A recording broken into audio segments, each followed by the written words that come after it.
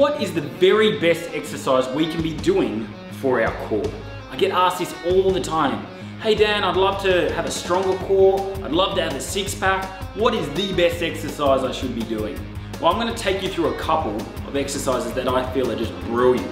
But before I do, I just want to say a couple of things. There's no one exercise which is going to give you a six-pack. Doesn't matter how many times you do it. Most of the time, we don't have a six-pack because we're carrying too much fat. Actually, all the time we're carrying too much fat. So what you need to do is watch those videos on fat loss and incorporate some of those training principles. In terms of core, what we want to do is we want exercises that work the whole core unit. Too often, people just do an isolated sit-up or a crunch, which only works a little bit of the core.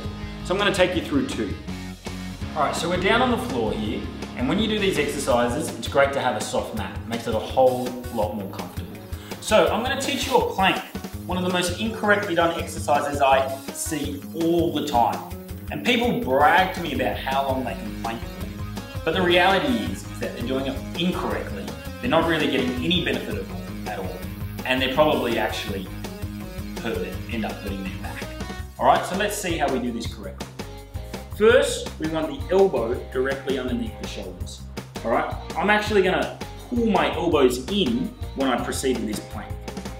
The second most important thing is the good old position. Most people are like this when they're planking, they're holding, oh, my back hurts. Of course your back hurts, you're loading through your back. So what we need to do is we need to tuck the pelvis. So here we have the pelvis untucked, now we're tucking. So we need to tuck and squeeze that pelvis to support our back. So here, I'm going to screw into the ground, draw the elbows in, tuck and squeeze my glutes and brace everything. Now if I do that and I really create a lot of tension and I brace my abdominals, squeeze my glutes, even my quads and my calves, draw my elbows into my toes, there's no way I can do that for an extended duration. But the impact that has and the strengthening that that does through not only my outer core but my inner core is phenomenal. Particularly the middle core muscles. The next movement is a side plank. Again, another movement done very, very incorrectly. See, what most people do is they get bad lines.